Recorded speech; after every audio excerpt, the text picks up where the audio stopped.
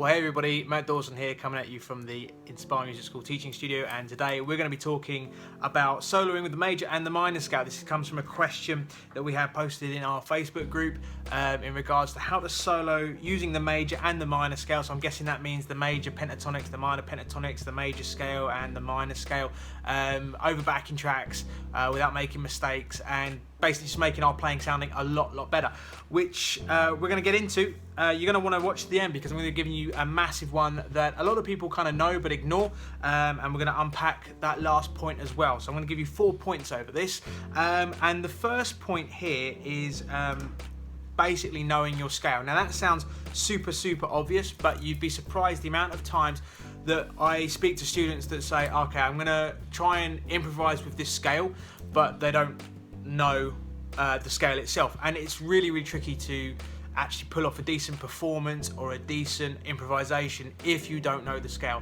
Imagine trying to write an essay or a story without properly understanding the alphabet.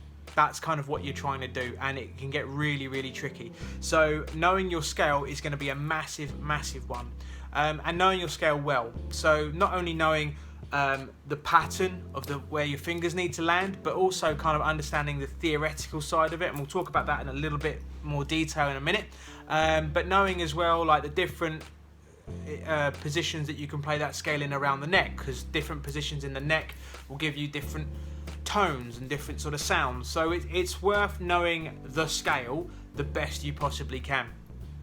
And it's not a race. So, you know, some people are, oh, doesn't mean they've got to learn like loads of scales. Well, if you want to improvise properly and you want to be able to, you know, add more colour to your palette, so to speak, you are going to need to know your scales pretty well.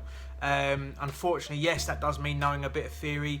Unfortunately, that means, yes, you're going to maybe start off doing some very basic stuff.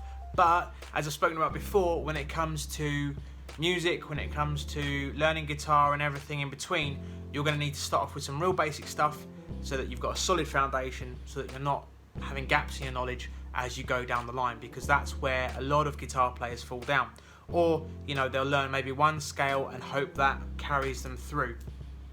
So it sounds super easy and obvious, but if you don't know the scale really well and understand the theoretical aspects of that scale, then you are going to struggle to improvise with it, and that doesn't necessarily affect your ability. Well, no, I guess it does affect your ability to stay in time, because if you don't know the scale, you're going to be pondering, if you're playing to a backing track, you're going to be pondering how to you know, play the notes, which is going to take you away from the performance of your improvisation, if that makes sense.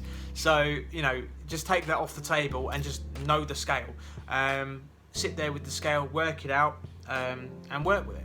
You know, run the scale back and forth so that it becomes second nature to you, and then you can improvise with it, and you'll be a lot more confident, which will result in a better outcome for your improvisation. So you will actually stay in time a lot better by just knowing the scale. Now, the second thing that we want to think about, and this isn't so much about staying in time, but this is more to do with making a good sound.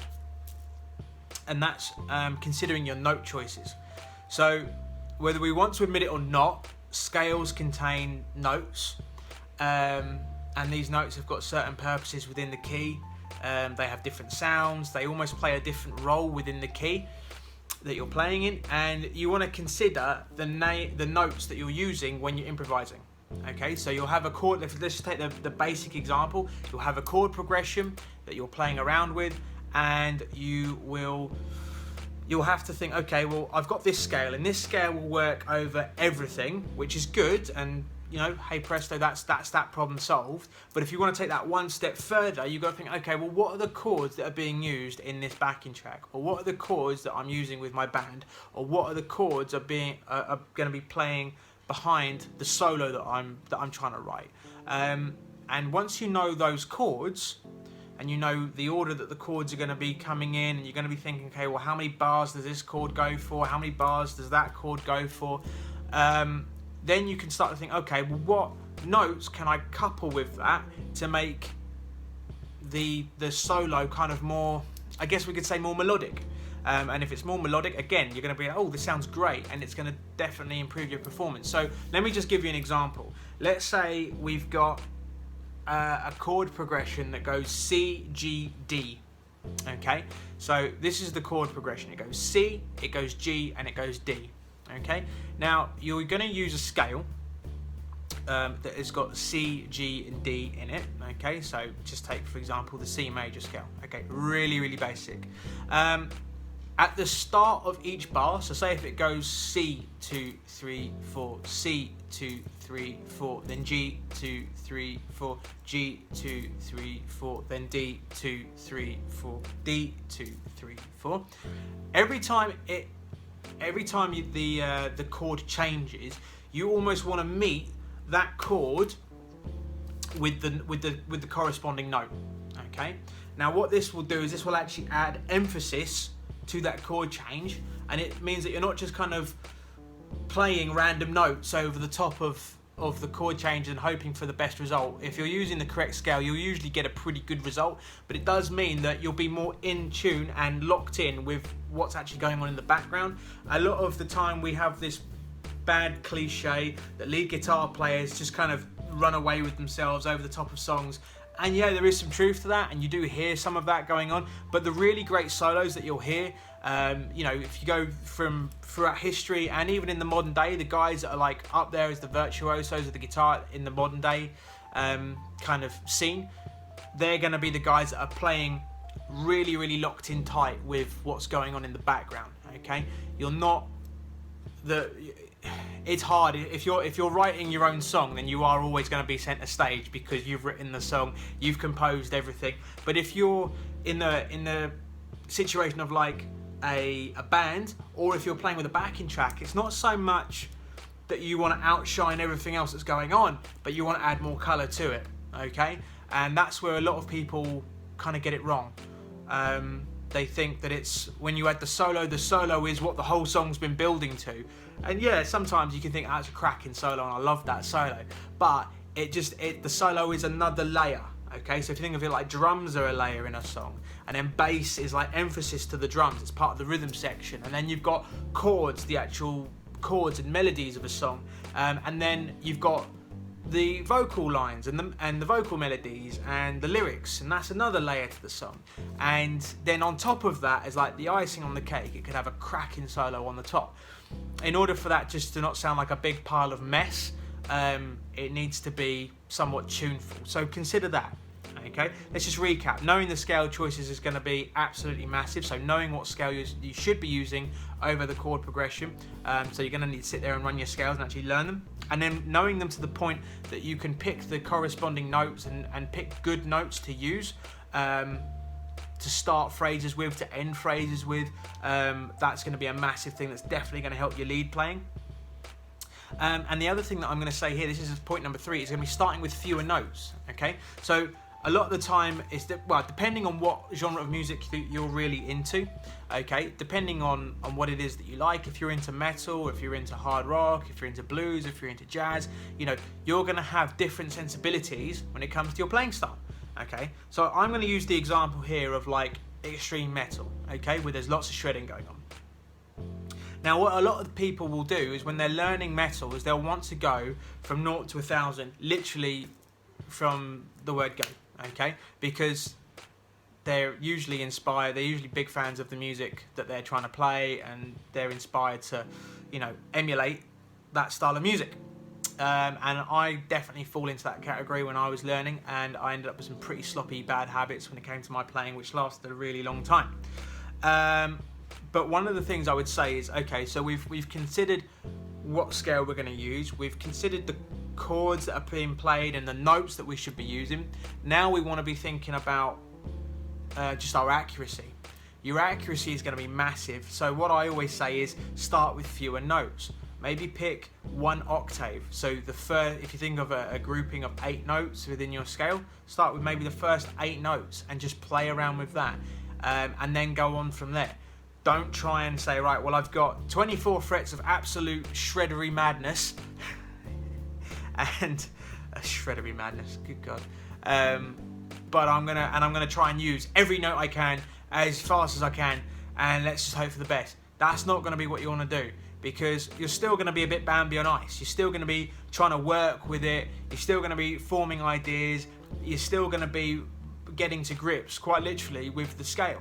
So starting with fewer notes, maybe even 3 or 4, and seeing what phrases you can come up with that way, and then building on it, and then building on it, and then building on it. You know, if you're thinking of like, okay, well I'm using a pentatonic scale. Okay, well the pentatonic scale's got various different shapes that go to it. There's different shapes, there's different inversions of that scale. So if you think of it like this, all right, well I'm going to pick one inversion and get really good with that inversion, and then I'm going to try and improvise with that inversion and the second one, and then the third one, and go on and on and on like that. But don't move on into the next inversion until you're confident with the one that preceded it. Because what happens is you end up with really inaccurate playing, and it just sounds really messy. So, you know, think about starting with fewer notes, and it is a case of less is more. And if you think of like really good solos, not every solo that's really good, I know what is good is kind of subjective, but not every solo that you'll hear will be a million miles an hour.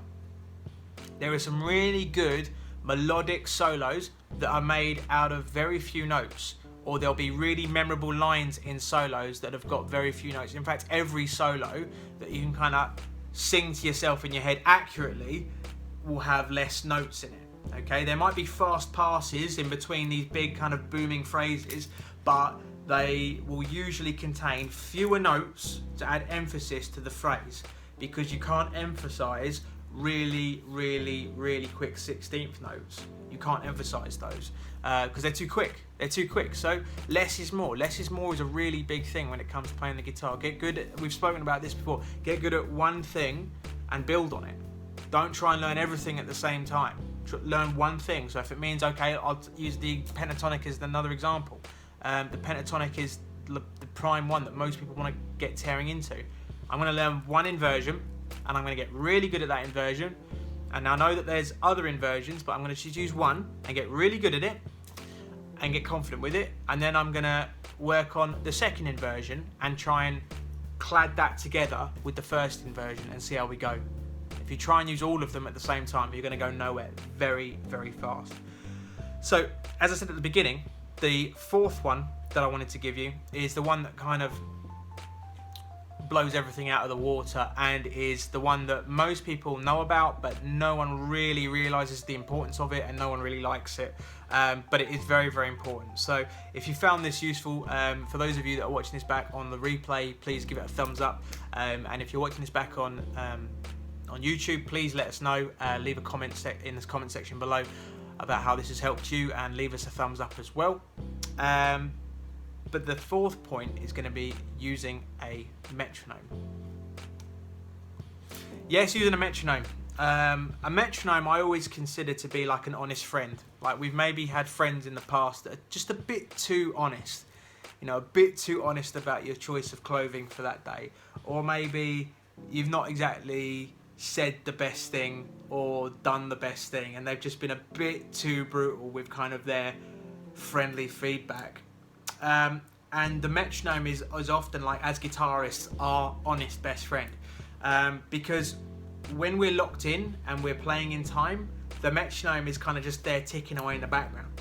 But if you're out of time, then what's going to happen is you're going to end up with this thing just beeping in the background going, you're out of time, you're out of time, too fast, too slow, too slow, now you're really out of time, now we're playing way too fast, now we're playing way too slow.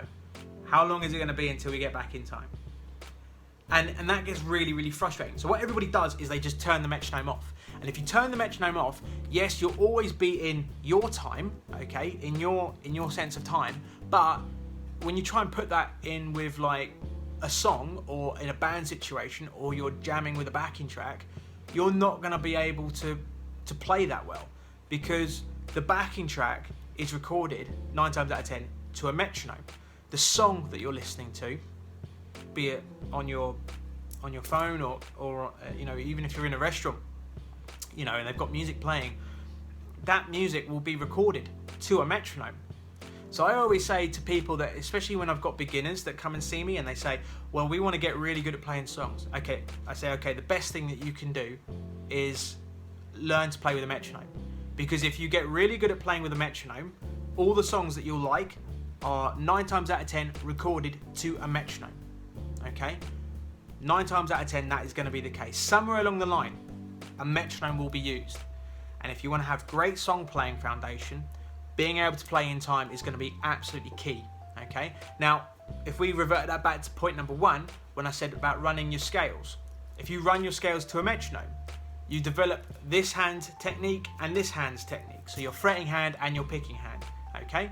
And if you've got good solid technique foundation, it means that your playing is going to go 1,000 times further than if you were just whittling around with the guitar and hoping that you stay in time. It doesn't work like that. You've got to try and really stay locked in with what it is that you're playing. And the metronome is a bit brutal at times, but it's a way that you can actually get your speed up as well. So if you are looking at, wanting to play fast, if you've got a fast line in a guitar solo that you're trying to learn, going, okay, well I'm gonna just start off just learning this really, really slowly. I'm gonna dial a metronome back really, really, really slow and just work on it note by note by note. And then when I get really good at playing it slowly, I might notch that metronome by 5 beats per minute. And then I might notch it again by another 5 beats per minute. And I always try and say to students, notch it up by 5 beats per minute because you don't really feel the increase in speed. You don't really feel it that badly. If you notch it by 10 to 20 beats per minute, you're going to start, wow, that's much quicker. Okay, I don't want to go that fast. If you notch it by 5, again, it's the small wins. You'll notice that you can do it faster, faster, and faster, and faster, and faster. And especially with those of you that want to be able to play fast, your brain controls your hands. And your brain is just, I'm throwing things all over the floor. Your brain controls your hands. And you need to give your brain time to actually sit there and go, right, well, I need time to compute all of this. And once I can compute it all, I can do it faster.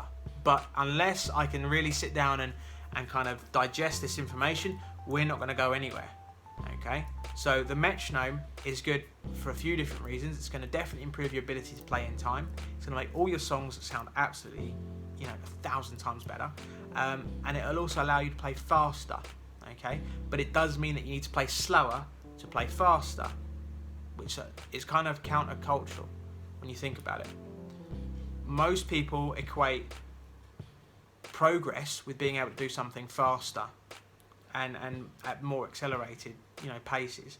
With guitar, it's you actually need to dial all your speed back and go much slower at first before you can go faster, because your brain needs to compute that information. So for those of you that have been watching this back on the replay, thank you so much for checking this out. We hope that's answered your question. Keep your questions coming in. We love answering them. This was a really good question and lots of good points to take away from it. If you are watching this back on YouTube, please hit that subscribe button and the notification bell so that you're notified when we release new content. And if you are watching this back on the on any of the platforms in Facebook, please consider joining the Facebook group posted above or below, wherever Facebook has decided to put their links now, and join our group. Get your questions answered in real time. And until next time, guys, I'll see you later. Bye.